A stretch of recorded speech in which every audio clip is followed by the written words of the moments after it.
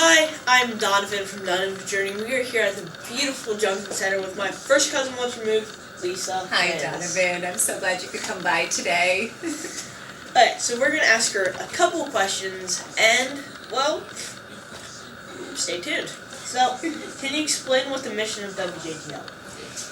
When you listen to JTL, you'll hear us say Christ Community Music, and that is what it's all about. We're a music station, and we are sending out songs that have to do with our Christian faith and Christ, and we really want to be involved in our community.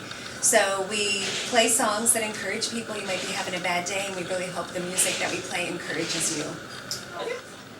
How did the Kids Cookie Break get started? Well, I always had that idea. I thought it would be fun to have a kids show. At the time, we were playing a lot of songs in the late 90s that I thought kids would love, like Big House from Audio Adrenaline. The person doing the Saturday morning show, though, she worked full-time with kids on a daily basis, and she said, I don't know that I want to do a kids show.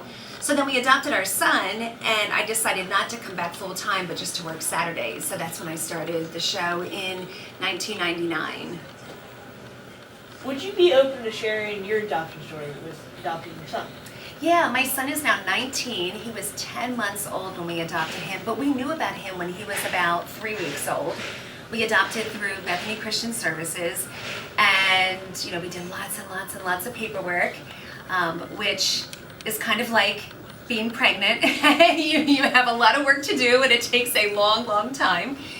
And we received a picture in the mail one day, and we were crying because they said, "This is your son." And it's amazing how you bond with just a picture, and you know that he's the one that God has meant for you. So that was a long time ago. When my son was 16, we had the opportunity to go back to Guatemala, which is where he's from, and he had a chance to meet his foster mom. She took care of him from when he was 3 weeks old until he was 10 months old. We had a chance to meet her one time, and I've been sending Christmas cards every year, but this was the first time he had a chance to meet her, and they were both crying and hugging each other. It just meant so much to him that was his caregiver there while he was waiting to be adopted here. And it's been, you'd almost have to talk to Alex about what his experience is like, but it warms my heart to think about adoption. So, some of us may know that you had some medical conditions a couple years ago. Mm-hmm. So could you explain what got you through that time? Yeah, flesh-eating bacteria. It was not something I expected to get. It was kind of crazy, and I did come within a couple hours of dying, actually.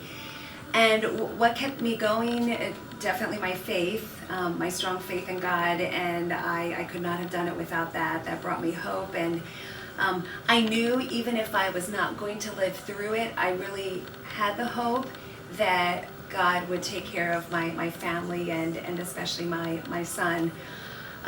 So that definitely got me through that, and friends and family that were there to help me.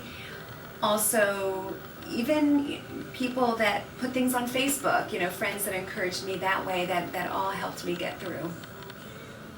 So, there you have it. For our last question, I'm going to ask her, how long has Chick-fil-A sponsored KCB? Yeah, they are the official cookie sponsor of Kids Cookie Break pop-up parties, as we call them, when we're live on location, as we will be this Saturday, and you'll be with me, Donovan.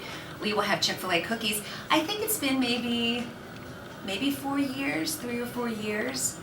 We love having them as our cookie sponsor because, nobody has a chocolate chip cookie quite like Chick-fil-A, and they are so big. I always say they look like hamburgers, but then people remind me that they don't eat hamburgers at Chick-fil-A.